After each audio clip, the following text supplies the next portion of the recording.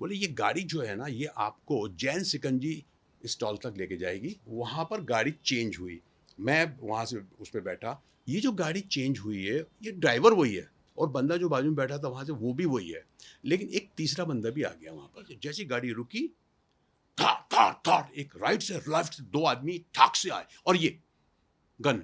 चौंकाने वाली बात थी मेरे लिए। फिर चादर हटाया तो मैंने देखा एक 10 बाई 10 का रूम था जो चारों तरफ से बंद था और मेरे सामने कम से कम 6 बंदे थे। मैंने कहा यार 2-3 लाख, 2-3 लाख साले तेरे लिए, तुझे यहाँ तक लाने के लिए हमने 4 लाख रुपए खर्च किए। कभी ये नहीं सोचा कि मेरे साथ ऐसा होगा। सबको पहले तो मेरा नमस्कार, प्यार भरा नमस्कार दोस्तों। और मैंने कभी सोचा भी नहीं था, सपने में भी नहीं सोचा था कि मीडिया के सामने, हालांकि मैं बहुत मीडिया के सामने आया हूँ अपनी फ़िल्मों के बारे में, अपने कैरियर के बारे में, अपनी फ़िल्म के लाइन में जो भी मैंने किया, काम किया फ़िल्मों में, लेकिन ये ऐसा नहीं सोचा था कि मैं जो बात कहने जा रहा हूँ, ये मैंने सोचा भी नहीं था कि ये बात कहने के लिए मुझे मीडिया के सामने आना पड़ेगा। लेकिन ये सच है। ये सच इतना सच है जैसे कि आपको मैं देख रहा हूँ और सुन रहा हूँ और आप मुझे देख रहे हैं, सुन रहे हैं, ये उतना ही सच है। ये मैंने कभी नहीं सोचा था। तो क्योंकि हमने बचपन से ये हम सुनते आए हैं, देखते आए हैं कि फ़िल्मों में हुब्बी खुद देखा है और अखबारों में पढ़ा है कि भैया एक अमीर आदमी के बेटे को किसी ने किडनैप किया, उसको उठाया, किसी दूर जंगल में लेके गए, कहीं कमरे में कैद किया, उसकी आँखों में पट्टी बाँधी, उसके बाद फ़ोन किया कि भैया तुम्हारे बच्चा को हमने किडनैप किया है, हमारे कब्ज़े में है, इतना पैसा दे दो, जो भी है लाख करोड़ जो भी है। लेकिन मैंने कभी ये नहीं सोचा कि मेरे साथ ऐसा होगा। मैंने कभी सपने में, मतलब मेरे को चौंकाने वाली बात थी मेरे लिए।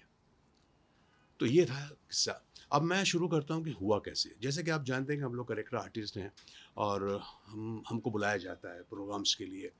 एनजीओज़ वाले बुलाते हैं, हमें बर्थडे के लिए बुलाया जाता है, उनको सेलिब्रेशन के लिए, वेडिंग एनिवर्सरी के लिए बुलाया जाता है। और ख़ास करके अभी बड़ा चलन चला है कि लोगों को सम्मानित करना है।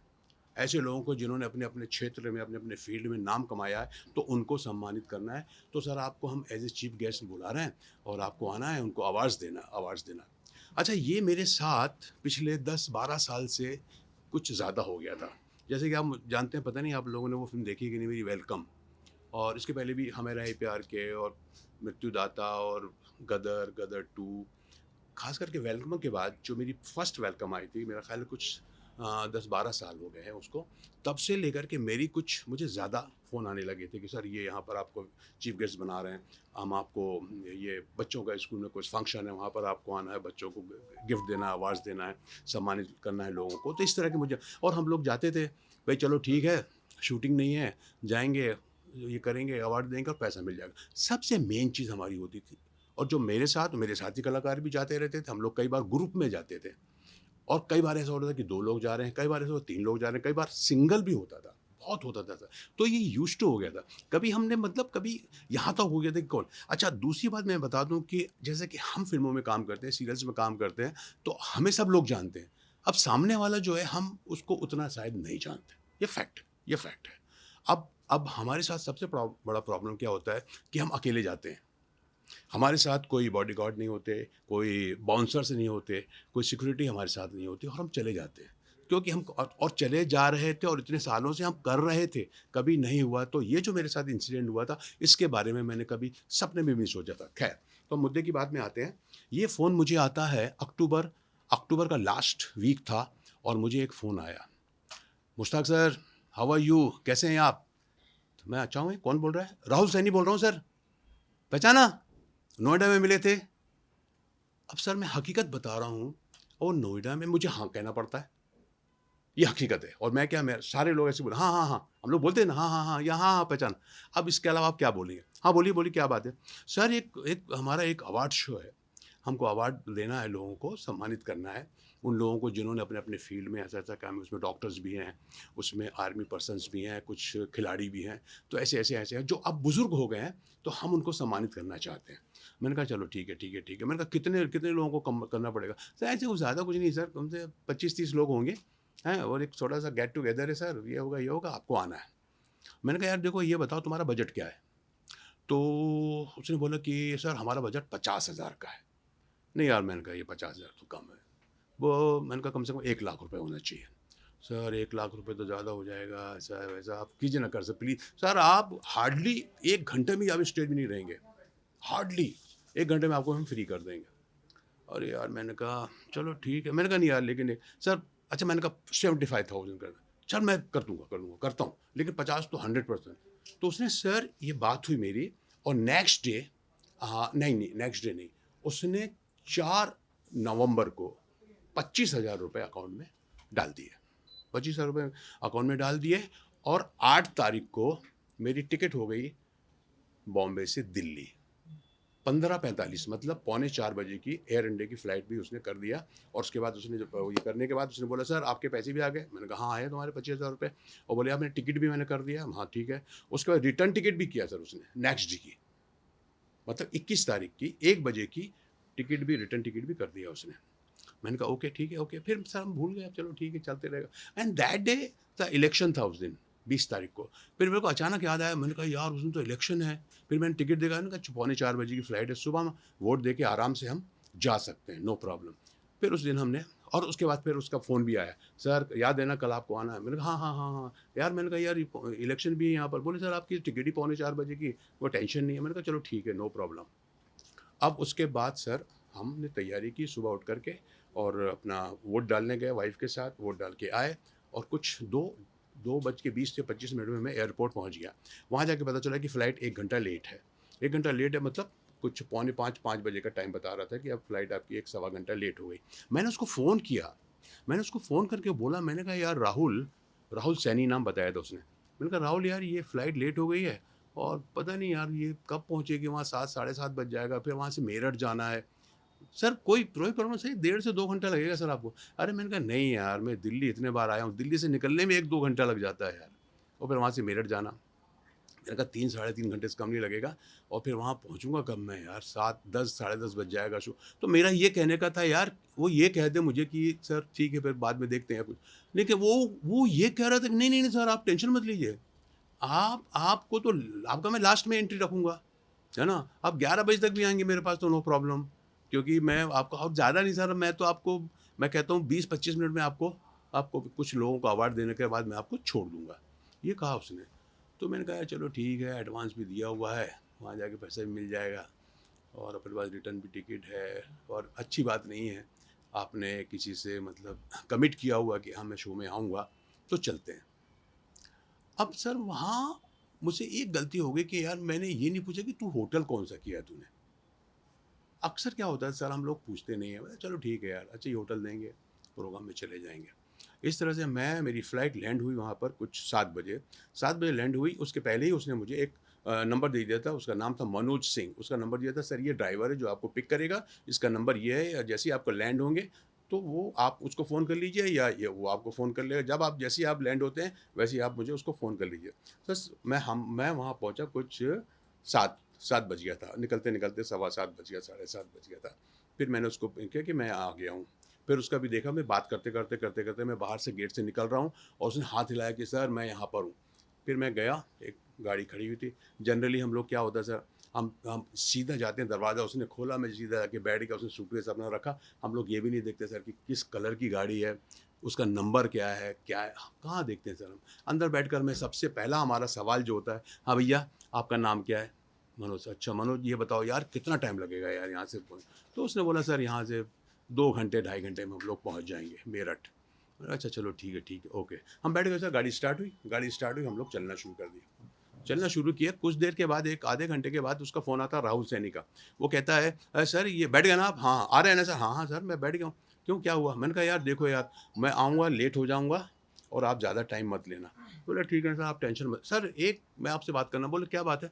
बोले ये गाड़ी जो है ना, ये आपको जैन सिकंजी स्टॉल तक लेके जाएगी।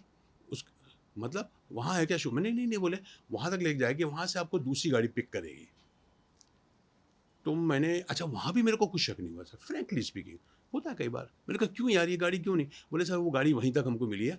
मैं अपनी गाड़ी भेजने वाला था, लेकिन मेरी गाड़ी ख़राब थी, तो वो मैं भेज नहीं पाया, लेकिन अब मेरी गाड़ी ठीक हो गई है, तो ये गाड़ी मेरे को वहीं तक मिली। उसने कहा सर मैं इसके आगे नहीं जा पाऊँगा, तो वहीं तक हमने इसको हायर की है, वहाँ से दूसरी गाड़ी आएगी, ऑलरेडी आपके पहुँचने के पहले वो गाड़ी तैयार रहेगी, वो आपको पिक करेगी, और मेरा बंदा जो है ना, वो आपको ड्राइवर लेकर के आ जाएगा। मैंने कहा ओके नो प्रॉब्लम, होता है ऐसा। फिर वहाँ से फिर वो पानी वानी का आया पानी, वहाँ से हम लोग सिकंजी स्टॉल में हम पहुँचे, वहाँ से वो पानी वानी लिए, पानी पिए, वो पानी लेके आया वो। फिर क्या हुआ कि वहाँ पर गाड़ी चेंज हुई, मैं वहाँ से उस पे बैठा, उसके बाद जो मेरा सूटकेस उन्होंने वहाँ पे रखा और ये गाड़ी फिर शुरू हुई। तो फिर मैंने नोटिस किया कि ये जो गाड़ी चेंज हुई है, ये ड्राइवर वही है जो वहाँ से दिल्ली एयरपोर्ट से लेके आ रहा, और बंदा जो बाजू में बैठा था वहाँ से वो भी वही है, लेकिन एक तीसरा बंदा भी आ गया वहाँ पर। अब शिकंजी से जो हम लोग चले वहाँ से दूसरी गाड़ी चेंज करके, अब ये तीसरा बंदा भी आ गया, गाड़ी चली तो इस बंदे ने मेरे से बात करना शुरू कर दिया, और सर कैसे हैं, कौन सी फिल्म आ रही है, ये है वो फलाना ढिकाना, अरे सर आपकी वो फिल्म देखी, ये देखी, अरे सर वो वेलकम में आपका बहुत, वो गदर में आपका, इस तरह की बात करने लगा। अच्छा सर आपने वोट दिया क्या आज, हाँ भाई इलेक्शन, तो मैंने कहा हाँ हाँ हाँ हाँ, और सर कौन सी पार्टी हो आप, कौन सी पार्टी, मैंने कहा यार ये सब मत पूछो यार, वो वोट दे दिया, इस तरह की बात। बहुत ज़्यादा मैं इसको इंटरेस्ट नहीं लेता, मैं अपना वीडियो देखता रहा। अभी सब चल रहे हैं, फिर मैंने कहा यार और कितना चलोगे भाई, कब, बोले नहीं सर बस बस हो गया। फिर उसने स्टार्ट कर दिया किसी से बात करने के लिए, अब वो किसी से बात कर रहा है, हाँ हाँ नहीं हम लोग यहाँ पहुँचे हैं अभी, हाँ वो पेट्रोल पम्प है ना भारत पेट्रोलियम, हाँ उससे ऊपर हम चल रहे हैं, अब ये ब्रिज आया है, ब्रिज के नीचे हम लोग उतर रहे हैं, और बस। तो मुझे क्या लगा ये राहुल सैनी से बात कर रहा है कि हम यहाँ तक इतनी देर में पहुँच जाएंगे, और वो उसको, तो मैंने ज़्यादा ध्यान नहीं दिया, मैंने कहा चलो ठीक है बात कर रहे हैं। सर वो ख़त्म ही नहीं हो रहा रास्ता, ख़त्म। मैंने कहा यार ये मेरी समझ में आया, तो मेरे को तो उसने बोला 2 ढाई घंटे में आ जाएगा, ये तो मैंने कहा ऑलरेडी 3 साढ़े 3 घंटे बजे, क्योंकि सर हम 2.5 3 घंटे में तो उसमें वहाँ पहुँचे थे जैन शिकंजी में, और वहाँ से निकल निकल के फिर हम लोग ऑलरेडी 1 घंटा और हो चुका था, मतलब मैं समझता हूँ वहाँ तब तक 11 साढ़े 11 बज गया था सर। अब ये चलते रहे, और फिर वो फ़ोन पे बात कर रहा, हाँ ठीक है पहुँच रहे हैं, हाँ हाँ ठीक है हम लोग पहुँच रहे हैं, बस 2 मिनट पहुँचे। और सर गाड़ी रुकी, और गाड़ी रुकी, जैसी गाड़ी रुकी, ठाट एक राइट से लेफ्ट से 2 आदमी ठाक से आए, और ये गन। आई वाज शॉक्ड, क्या भाई क्या हुआ, क्या हुआ, चुप, आवाज़ नहीं निकालना नहीं तो जल जाएगी। अरे मैंने कहा क्या मजाक, मुझे लग रहा है मजाक हो रहा है, मुझे लगा क्या कर रहे हैं। अब देखिए साहब, वो जो बीच वाली सीट जहां मैं बैठा था, ऑलरेडी एक आदमी बैठा था, अब इधर से एक आदमी और आ गया, इधर आदमी 2 आदमी, अब यहाँ 4 हो गए, 4 के बीच में हम 2 हैं अंदर। अब वो मैंने कहा यार ये क्या कर, चुप, मेरे को चलो, गाड़ी चलने लगी। गाड़ी जब थोड़ी देर चली ना, तो वो जो बंदा था जो शिकंजी से मेरे साथ बैठा हुआ था, बोलता 1 मिनट रुक रुक रुक रुक रुक रुक रुक, वो उसको उन्होंने निकलने दिया और मेरे को दबोच लिया, तो वो बंदा उतर गया।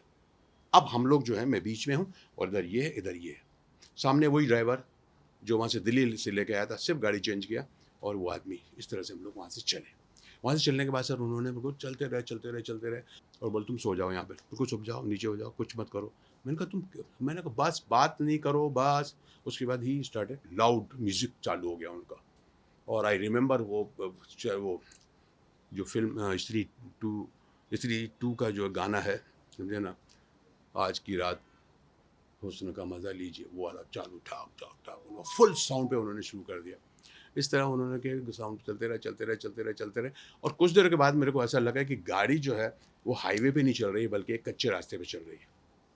ये चलते तो और मैं सोच रहा था यार जहाँ भी जाना है, जहाँ भी तुम्हारा ठिकाना है, वो जल्दी आ जाए, ताकि मुझे पता तो चले, ये चादर तो हटे मेरे, समझे ना। तो ये था, और जब मैं वहाँ पहुँचा तो मेरे कोई आवाज़ नहीं, कुछ नहीं, साउंड ये उनसे। अब मुझे ये लग रहा है कि मैं किसी फार्म हाउस में आ गया हूँ, या किसी जंगल में आ गया हूँ, क्योंकि वहाँ पे कुछ सुनाई नहीं दे रहा, किसी गाड़ी की आवाज़ नहीं आ रही, कुछ नहीं आ रही।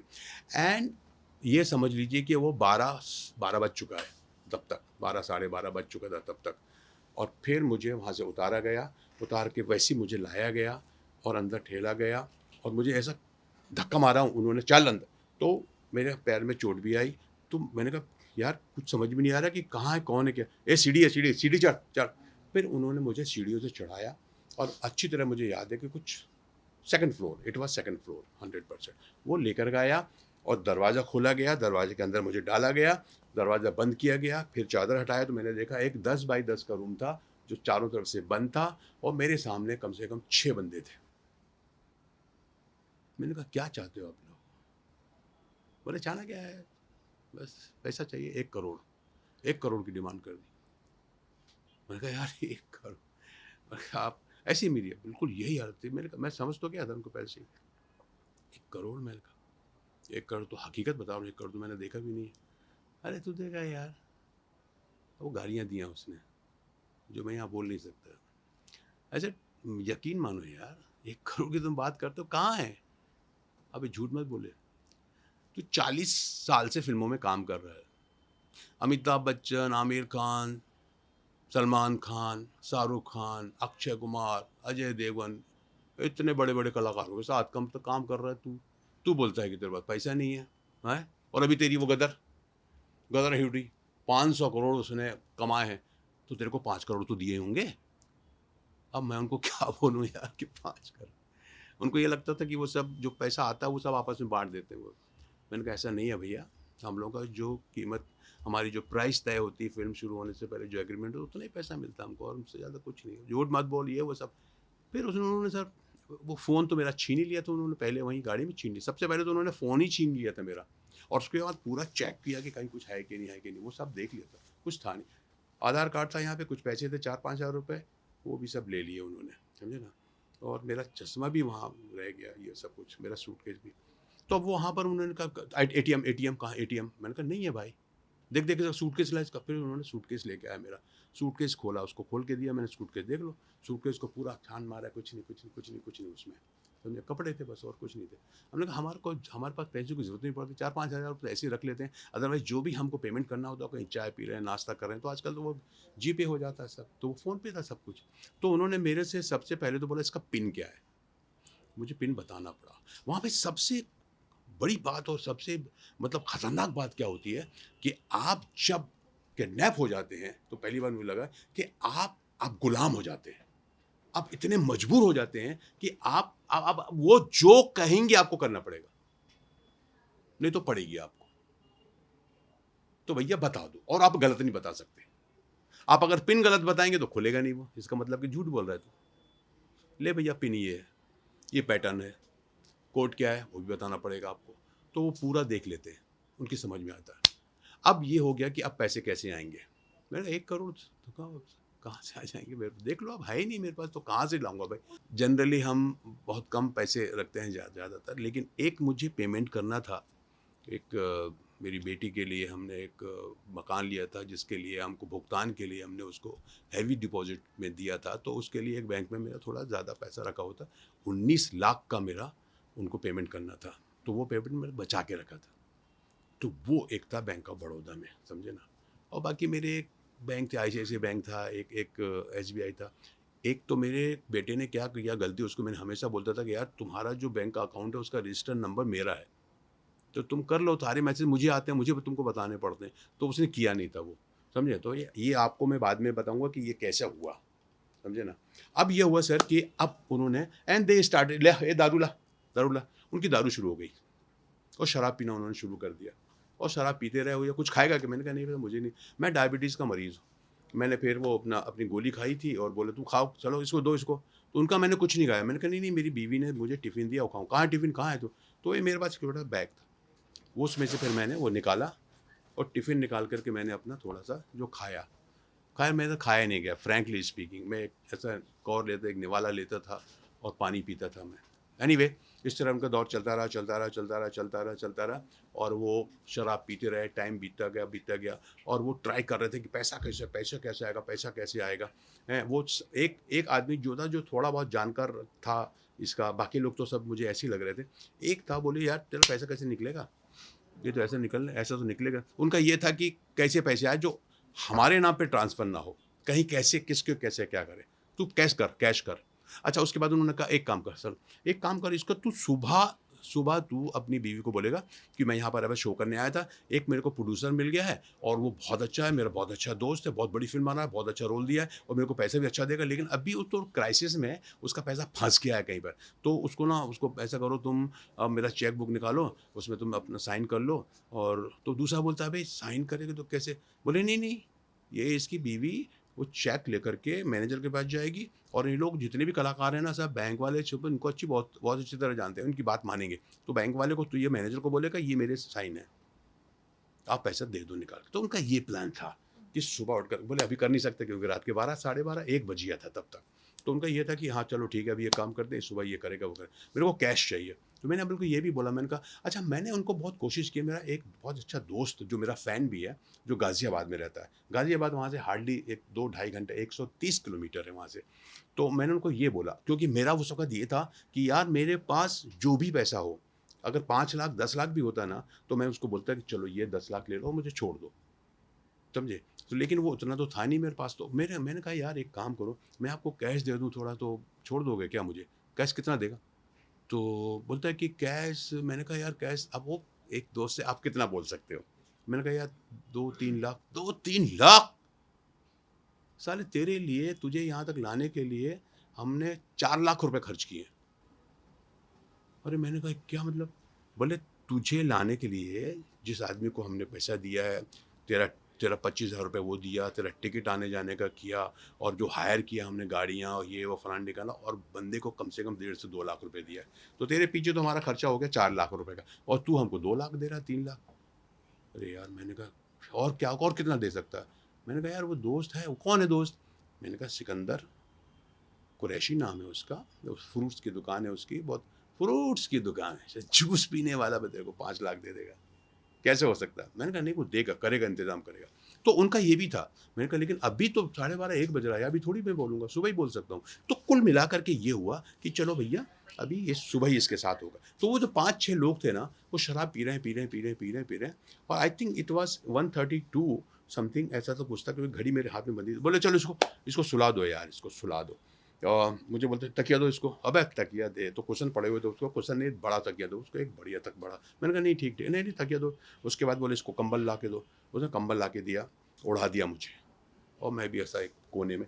अब ये समझ लीजिए कि उस 10 बाई 10 में एक डबल बेड था, जिसमें 2 आदमी आराम से सो सकते हैं। अब मैं एक कोने में ऐसा पड़ा हुआ हूँ, और चादर भी उसने डाल दिया है, और इस तरह से मैं, और मुझे बार बार बोलते थे पानी पी पानी पी। मैं जानबूझ के नहीं पीता था। मैंने कहा पता नहीं पानी में क्या है क्या नहीं है। मैंने कहा पीला पीला, ऐसा मैं झूठ मूठ ऐसा पानी पीता था। एनीवे, अब उनकी शराब शुरू है, पहले से शुरू थी। और जब वो बच्चे बच्चे उठा, बात कर रहे हैं, क्या करेंगे, उनकी प्लानिंग चल रही है, मैं सब सुन रहा हूँ, सब सुन रहा हूँ, सब सुन रहा हूँ, और पड़ा हुआ हूँ ऐसे। फिर देन उन्होंने क्या किया, 4 लोग जो हैं मेरे ख्याल है, हाँ 4 या 5 लोग जो थे, चल बे हम लोग। तो दारू काफ़ी नशा हो गया था उन लोगों का।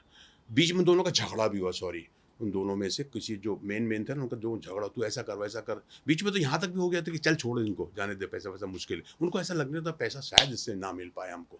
उनको कहा यार ये होगा, पता नहीं क्या होगा, ये जो कैश बोल रहा है गाजियाबाद से वहाँ भी कैसे होगा, कैसे करेगा ये, वो सब उनकी बातें चल रही थी। अबे नहीं बे यार, ऐसा हो जाएगा वैसा, अरे यार वो आ गया, उसने ऐसा बता दिया। तो उनको ये भी डर लग रहा था कि कैसा करे। दूसरा ये भी था कि यार बैंक से जो बोल रहा है तू चेक का, वो पॉसिबल नहीं है यार, कैसे होगा, कैसे उसकी बीवी मान लेगी। अच्छा इस तरह की उनकी वो चल रही थी, और मैं सुन रहा हूँ चुपचाप चुपचाप सुन रहा हूँ, अबे चुप ना, अबे चुप। तो इस तरह से उन लोगों का जो है स्ट्रगल हुआ बहुत ज़्यादा, है ना, आपस में उनका।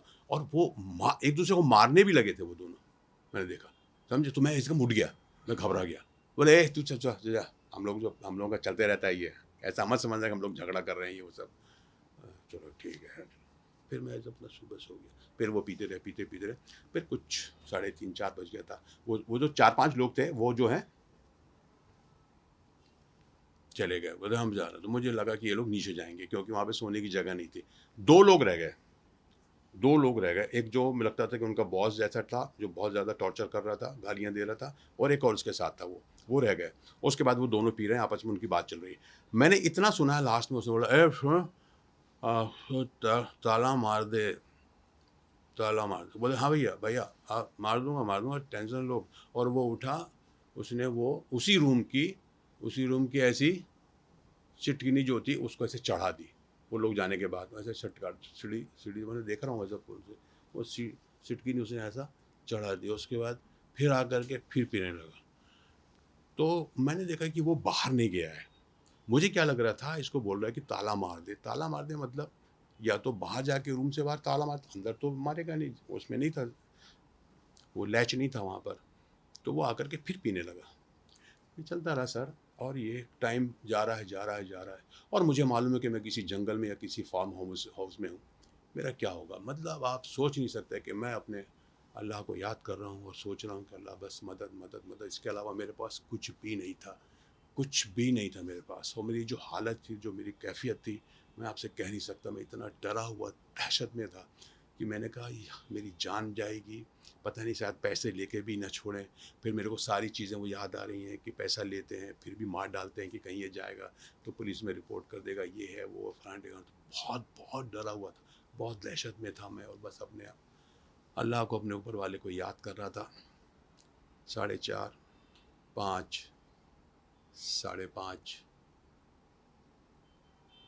5:45 बजे अजान की आवाज़ आ रही है, पास में मस्जिद है। एंड उस अजान ने पता नहीं मेरे को एक ताकत मिली, और तब तक इनके खर्राटे शुरू हो गए, दोनों के खर्राटे लिटरली पूरे सो रहे हैं। ऐसा पड़ा, खूब शराब पी ली थी, पता नहीं कहां से हिम्मत आई, पता नहीं, बस उठा मैं, निकलो यहां से, जो होगा देखा जाए। और मैं ये भी देख रहा हूं कि अगर मैं पकड़ा गया तो मेरी खैर नहीं। 2 यहाँ हैं और नीचे 4 या 5 लोग जो भी है, 6-7 थे, और गन है, सब चीज़ें उनके हथियार सकते। नीचे उतरा, उठा, जूते पहनने की कोशिश की, फिर नहीं पहना। सूटकेस मेरा ऐसा रखा होता, खुला हुआ सब, सूटकेस की तरफ मैंने कहा नहीं। अचानक ख्याल आया, अगर मैं सूटकेस लेके जाता हूँ, 2nd फ्लोर में हूँ, क्योंकि मैं बहुत तकलीफ, बहुत कमज़ोरी महसूस कर रहा था, बहुत हर तरह से, मेंटली, फिजिकली। तो मैंने सूटकेस छोड़ दिया, उनका सूटकेस ले जाऊँगा फंस जाऊँगा, लालच नहीं करना है, तो मैं वैसे ही छोड़ दिया सूटकेस को, और जूते उठाए और धीरे धीरे जा कर के पहले सीट की नी को खोला, उसकी आवाज़ भी आ रही थी खोलते हुए। फिर मैं वहाँ देखता था सो रहे हैं वो लोग, धीरे धीरे ऐसा करते करते उनको देख रहा हूँ, सीट की नी खोल रहा हूँ, धीरे धीरे उसको नीचे लाया, वो आ गई नीचे। अब दूसरा एक नीचे बीच में हैंडल है, उसको हैंडल को ऐसे नीचे करना है तो दरवाज़ा, वो मेरे को था कि मैंने कहा साला बाहर से बंद ना हो कि तो 4 लोग गए, बट थैंक गॉड, अल्लाह का करम, वो खुला था और दरवाज़ा खुल गया। दरवाज़ा खुला, मैं बाहर आया, हाथ में जूते हैं। अब वो जो पैसेज का लाइट है वो अंदर बेड पे जा रहा है, जिसका मुझे डर लग रहा है कि फिर नींद ना खुल जाए। फिर मैं चाह रहा हूँ कि दरवाजे को खींच के पूरी तरह बंद कर दूँ, लेकिन मेरी समझ में आ रहा है उस वक्त पता नहीं क्या माइंड काम कर रहा था, अगर मैं खींचूंगा तो आवाज़ आएगी। उसको दरवाजे को मैंने वैसे ही छोड़ता हूँ, और नीचे फिर 2nd फ्लोर से अब मैं नीचे आ रहा हूँ, नीचे 1st फ्लोर में आया, देखा दरवाज़ा बंद है, कहीं कोई नहीं है। फिर नीचे आया, नीचे आकर ग्राउंड फ्लोर में देख रहा हूँ, कोई नहीं, सन्नाटा। सामने देखा, लोहे का गेट है, लेकिन दीवार बहुत ऊंची है जी, गेट के ऊपर भी कम से कम 5-6 फीट की दूरी है। अब मेरा ये टेंशन है कि मैं देख रहा हूँ कि लैच लगा हुआ है, लैच है, लेकिन लैच में ताला नहीं है, और एक दूसरा उसके नीचे एक और ताला है, वो वाला ताला है जो आप देखते हैं गोदरेज का जो ताला होता है ऑटोमेटिक, जो होता है सरकता है, उसको हम थोड़ा सा वो करते हैं, फिर वो ऐसा होता है, फिर हम खोलते हैं, वो वाला जो वो लॉक था, वो जो आप अगर दरवाजा आप बाहर जा रहे हैं तो आप खींचेंगे तो वो लॉक हो जाएगा। अब बाहर से आप नहीं खोल सकते जब तक आपके पास चाबी ना हो, लेकिन आप अंदर से हैं तो खोल सकते हैं, वो वाला। तो पहले मैंने लैच खोला, उसके बाद उसको ऐसा किया, खुल गया। और जब ऐसा खींचा तो एकदम खुल गया। अरे मैंने कहा, और सब फट से मैं बाहर निकला। अब बाहर निकला, and I saw and I was shocked. Oh no, this is not jungle, this is not farm house. ये तो पूरी बस्ती है, यहाँ से लेके वहाँ तक घर, इधर से लेके वहाँ तक घर। और जब मैं बाहर निकला तो सामने एक आदमी अपने बच्चे के साथ, कोई उसकी गाड़ी थी, कोई जीप थी या क्या था, उसमें सामान डाल रहा था। तो उसने मुझे ऐसा देखा, तो मैं संभला थोड़ा, और मैंने कहा भाई साहब मस्जिद, हाँ उधर। उसने इशारा किया, वहाँ से मैं चलने लगा, मैं दौड़ तेज़ कदम से चलना शुरू किया, क्योंकि भागो नहीं तो अगर कोई लोग खुल गए, जाग गए तो मेरी हालत। इस तरह से मैं फिर मस्जिद पे पहुंचा, मस्जिद में वज़ू किया मैंने, और जाके मस्जिद में बैठ गया। लोग आना शुरू हुए, फिर एक ने मुझे देखा, पहचाना, एक दाढ़ी वाले थे, उन्होंने मुझे पहचान लिया। अरे आप तो, मैंने कहा जी मैं वही हूँ, लेकिन मेरे साथ ऐसा हो गया। उनको बताया मैं, ओह अच्छा, कोई बात, नमाज़ पढ़ो, घबराओ मत। मैंने नमाज़ पढ़ी वहाँ, और जैसी नमाज़ खत्म, उन्होंने मेरे को कंधे से पकड़ा और अपने घर लेके गए। और उन्होंने बल्कि हाँ सॉरी, उन्होंने मुझे अपना वो कपड़ा भी दिया कि तुम ये ढाँप लो, कोई देख ना पाए। तुम लिटरली उन्होंने मेरे को ऐसा कवर कर दिया। और फिर वहाँ से हम मस्जिद से, मैंने कहा मैं आपके घर नहीं जाना चाहता क्योंकि आपको भी तकलीफ हो जाएगी। नहीं नहीं नहीं बोली। फिर उन्होंने वहाँ से मेरे का कुछ खाने पीने का, नाश्ते वास्ते का थोड़ा इंतज़ाम किया बाहरी करके। फिर मैंने सबसे पहला काम किया अपनी बीवी को, and luckily I was remembering my number कि भैया मेरी बीवी का नंबर मुझे कुछ समझ भी नहीं आ रहा था। जनरली हम लोग सबसे बड़ी जो गलती करते हैं, हम सभी लोग करते हैं, अब आपने हमने सेव कर लिया वाइफ, सेव कर लिया डॉटर, सेव कर लिया सन, लेकिन हमको उनके नंबर याद नहीं होते। बट लकीली मेरी वाइफ का नंबर मुझे याद था। अगर मेरे और उसके अलावा मुझे किसी का नंबर याद नहीं था, अदरवाइज मैं क्या करता, कैसे किसी को बताता। फिर मैंने अपनी वाइफ को फ़ोन किया, मेरी वाइफ ने फ़ोन ही नहीं उठाया उनके नंबर से। बोले पता नहीं कौन, वो भी सुबह 6:30-7 बजे, पता नहीं कौन फ़ोन कर रहा, 3-4। उसके बाद मैंने वॉइस अपनी वाइफ को जो है ना, मैं वॉइस मैसेज दिया। फिर मैंने 3 फ़ोन करता रहा। फिर उसने उठाया फ़ोन, बोले कौन है, क्या है? फिर मैंने उसको बताया मैं हूँ मुश्ताक खान भाई, ऐसा-ऐसा मेरे साथ हुआ। तो बिलीव ही नहीं करता है कोई। फिर मेरे बेटे को दिया उन्होंने, फिर ये सारी चीज़ें हुई। और तब जा कर के मैंने कहा सबसे पहले तुम ये काम करो कि बैंक ऑफ बड़ौदा का जो हमारा अकाउंट उसको फ्रीज कर दो, फ़ोन वहीं उनके पास है, क्योंकि अभी तक वो सो रहे हैं तो शायद कुछ हो जाए। फिर फ्रीज वो लोग गए दोनों, मेरी वाइफ गई और बैंक मैनेजर से मिली और फ्रीज करवा दी। लेकिन मैं एक ICICI बैंक में जो मेरा था वो मैं दिमाग में नहीं था, फ्रैंकली स्पीकिंग।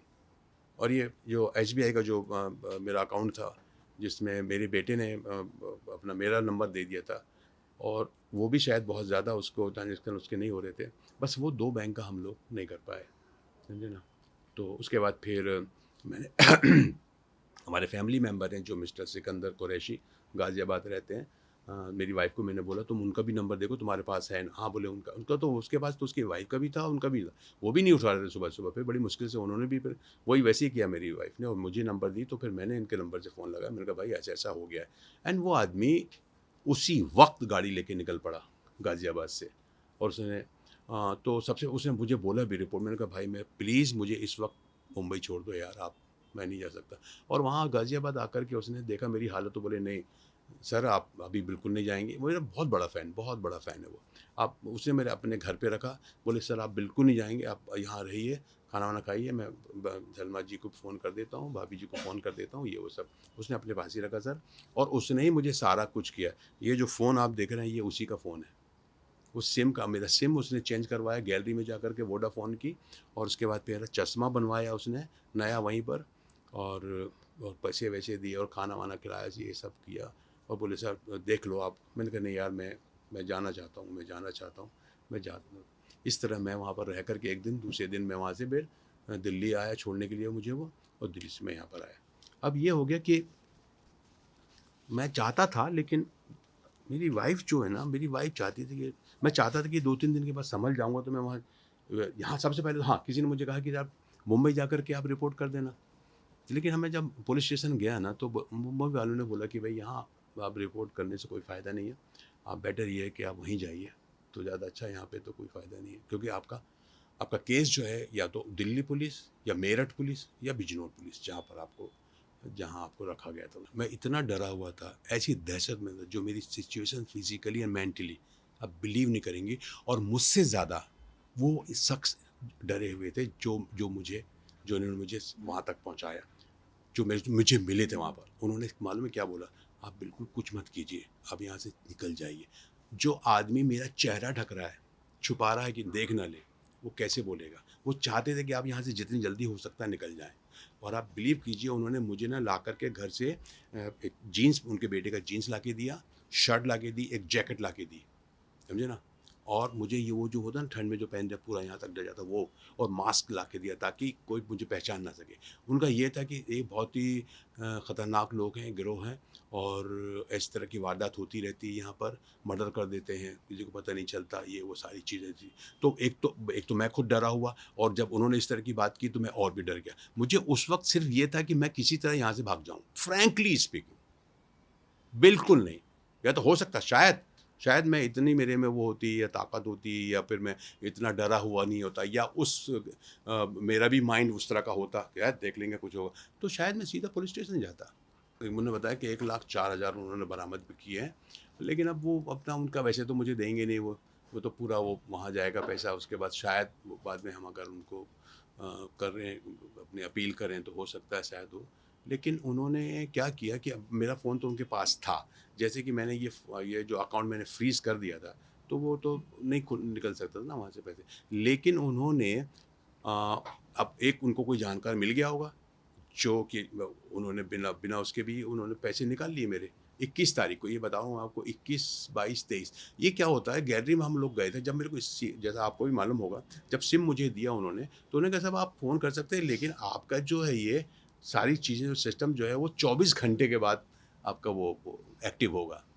उस चक्कर में उन्होंने जो है थोड़ा-थोड़ा करके पैसे उसमें से निकालते रहे वो लोग। यहाँ तक कि ₹20 से स्टार्ट किया उन्होंने। ₹20, 2,000, 4,000, 5,000, 10,000, ऐसे-ऐसे करके उन्होंने मेरे आईसीआईसीआई बैंक से 1,24,000 रुपए निकाले, और मेरे बेटे के अकाउंट से 1,06,000 ऐसा कुछ गया। देखिए, हर तरह के लोग होते हैं। मैं बिल्कुल तैयार हो गया था जब यहाँ पर आया मैं, और मैं अपनी तरफ से मैं अपने आप को मैंने सँभाल लिया था, और मुझे ऐसा लग रहा था कि नहीं, अब मुझे जाना चाहिए। मेरी वाइफ़ ने क्लियर कट मुझे बोली। देखिए क्या होता है ना, ये जो औरतें होती हैं, आप समझ सकते हो उस चीज़ को। आप शायद डिफरेंट और हो सकती हैं, ये डिफरेंट हो सकती हैं।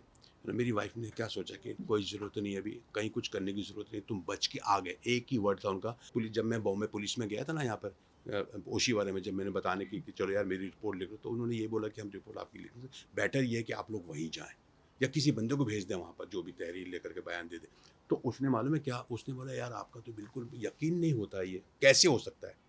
कैसे हो सकता है ये कि उन्होंने आपको बाँधा नहीं, उन्होंने आपको कोई इंजेक्शन नहीं दिया, उन्होंने आपको कोई ऐसी नशे की दवा नहीं पिलाई कि आप भाग ना सकें। बट ये फैक्ट है। अब ये मानो तो ठीक है, नहीं तो मत। ये फैक्ट है। अब मैं आपको बताऊँ ना बीच-बीच में क्या-क्या हुआ मेरे साथ, वो तो मैंने आपको बताया नहीं। ये बीच में ये कि अरे यार तुम्हारी तो वो फ़िल्म थी, तुम्हारा वो उसमें तुम ये तो पाकिस्तान का कौन-सा तुम ये था गदर, गदर में, वो सनी देओल का दोस्त बंदा तुम ही ना, वही ना? उसको निकालते हैं वहाँ से। अरे साला सब हमको मालूम है। वो वेलकम का तुम्हारा एक टाँग नकली है। इस तरह की बात हो रही है। तो मैंने कहा चलो उसी से पटा कर के मैं निकल जाऊँ उसको। लेकिन उनका ये था कि नहीं, तुम निकलोगे तो उसी वक़्त जब हमको हमारा पैसा मिलेगा। समझे ना? तो ये सारी चीज़ें थी। अब क्या होता है ना, हम लोग जैसे वाइफ़ की बात कर लो, या मुझे भी लगता था छोड़ो यार खत्म हो गया, मैं बच के आ गया।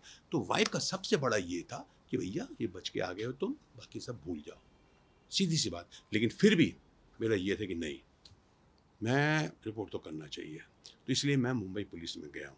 उन्होंने मुझे यही सजेशन किया, फ्रैंकली स्पीकिंग। पहली बात तो उन्होंने कहा ये, जैसे कि मैंने भी आपसे कहा कि मानने को तैयार नहीं थे कि ऐसा कैसे हो सकता है यार। एक आदमी इतना रिस्क लेकर के आपको किडनैप करता है, अपहरण करता है ना? बहुत बड़ा रिस्क है किसी बंदे को, मतलब आप बंधक बनाना और उसको अपहरण करना उसका, और उसके बाद आपको ऐसे छोड़ देना कि भाई दारू पी गया पड़े, और ये हकीकत है। इतनी हकीकत है कि मैं आपको कह नहीं सकता मैं। ये जो मैंने बताया है, एक भी मतलब इधर-उधर की बात नहीं है। वो तो कोई मतलब ही नहीं करने का। वो तो आज देखो ना, कितने दिनों के बाद मैं ये किया। अच्छा, उसके बाद जब मैं यहाँ पर आया तो आई वाज़ सो लकी कि मेरे एक दोस्त हैं, दोस्त क्या एक्टर हैं वो, अनुराग अनुराग आए हैं क्या यहाँ पर? हाँ, अनुराग कुशवाहा हैं ये, जो एक्टर भी हैं, और फ़िल्म इन्होंने एक इनके सीरियल भी किया था। क्या नाम था? सेलिब्रेशन। सेलिब्रेशन एक इनका 2 साल पहले मैंने एक सीरियल भी किया था। इनका फ़ोन आता है मुझे। अब जब हमने देखा तो मेरे एक और दोस्त हैं, ये शिवम यादव, ये वहीं उसी तरफ उत्तर प्रदेश के रहने वाले हैं, और ये एटा के रहने वाले हैं, और मुरादाबाद में आपके कोई रिश्तेदार है ना, सिस्टर रहती है इनकी। तो ये शादी में गए हुए थे, तो इन्होंने कहा सर मैं एक काम करूँ क्या, मैं जाता हूँ आपकी तरफ से, और इन्होंने एक बनाया, समझे, एक ड्राफ्ट बनाया, मेरी तरफ से एक ड्राफ्ट बनाया कि मेरे साथ क्या हुआ, और ये एक प्रार्थी की तरह ये वहाँ पर गए तो कोई रिस्पॉन्स इतना नहीं मिला खास इनको। मैंने कहा यार छोड़ो, अलग करो, जाने दो, है ना? तो उनको भी लगा होगा यार, जिसका हुआ है, जिसके साथ हुआ है वो तो आया नहीं। क्योंकि मेरी वाइफ़ ने कहा नहीं तुम नहीं जाओगे। फिर मेरी शूटिंग आ गई, शूटिंग करने लगा। मैंने कहा यार शूटिंग भी ज़रूरी है यार। तो उसकी वजह से वो बात ऐसे हो गई। लेकिन आई वाज़ सो लकी, अनुराग कुशवाहा मुझे 8 दिसंबर, है ना? इट वाज़ 8 दिसंबर, संडे था। इसका फ़ोन मुझे आया, और इसको कुछ नहीं मालूम था कि मेरे साथ ऐसा हुआ है। बोले सर कहाँ हैं आप? मैंने कहा यार मुंबई में हूँ। बोले सर एक रिक्वेस्ट है। मैंने कहा बताओ बेटा। बोला कि सर मेरे बहुत अच्छे पहचान के हैं, एक दोस्त भी कह सकते हो, जो भी है मेरे बहुत करीबी हैं, IAS हीरालाल जी। IAS हीरालाल, लखनऊ यूपी, जो सिंचाई विभाग में सचिव हैं, वो आपसे मिलना चाहते हैं। मैंने कहा यार किस सिलसिले में? बोले नहीं ऐसी बात करना चाहते हैं, वो सब फिल्मी लोगों से मिलने में अच्छा लगता है ऐसा। मैंने कहा चलो ऐसे बहुत से लोग होते हैं।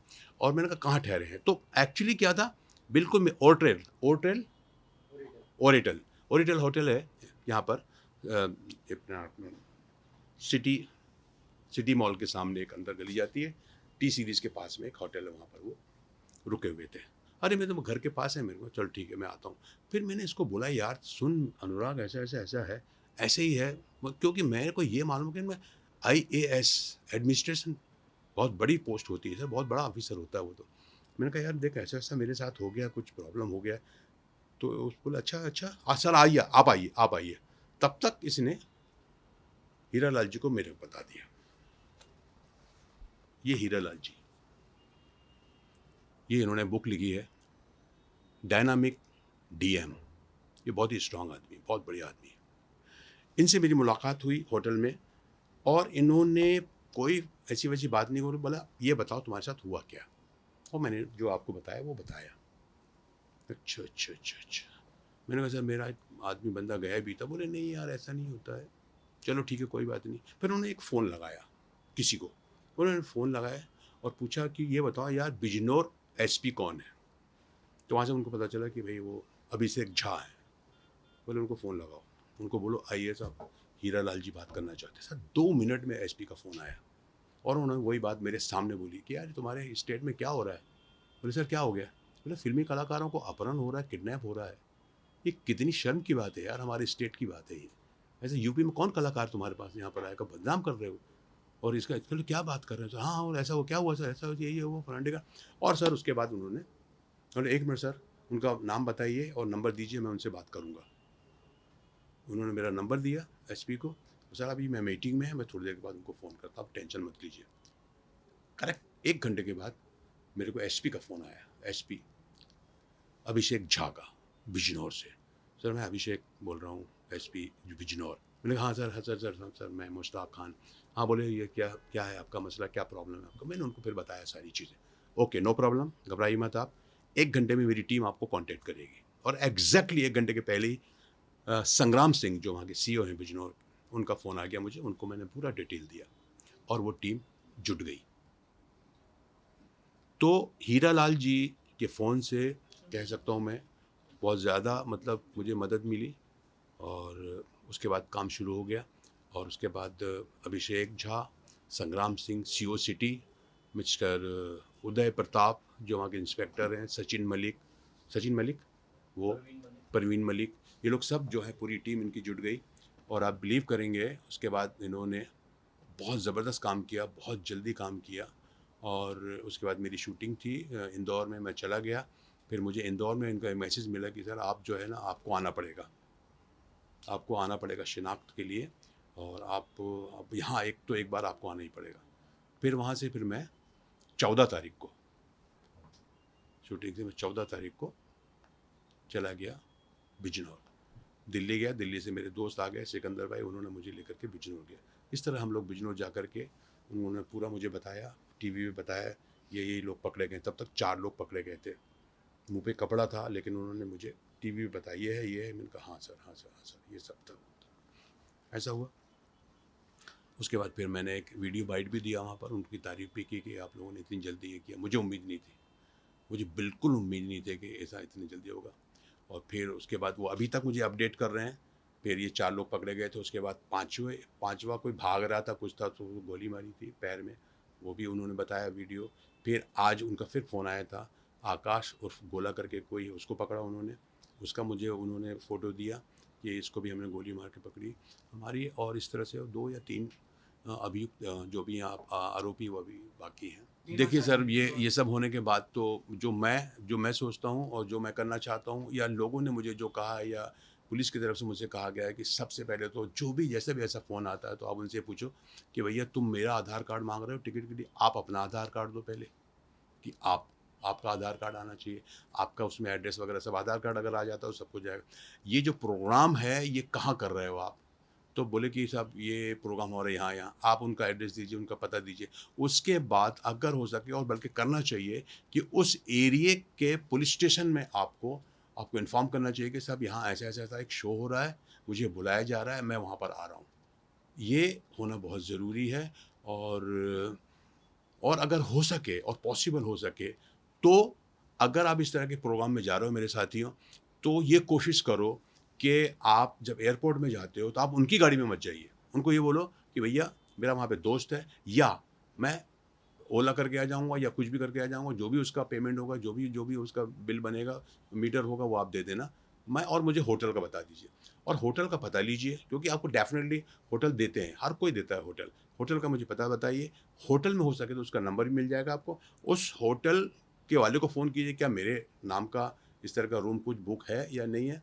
और जैसा कि मैंने कहा कि आप एयरपोर्ट से उतरने के बाद आप अपने ही कैब पे जाइए वहाँ पर, अगर हो सके तो। और कोशिश कीजिए कि सबसे पहली जो कोशिश कीजिए कि जो बंदा आपको बुला रहा है, आप उसको कितना जानते हैं, वो जानना बहुत ज़रूरी है। उसके बारे में अगर आप कुछ तहकीकात हो सके, इंक्वायरी हो सके, क्या वाक़ई सही है, जो मुझसे हो गई गलती। अभी हम लोगों के साथ क्या होता है कि हम, जैसे कि मैंने पहले ही अपने उसमें कहा कि भैया हम तो सोच भी नहीं सकते थे,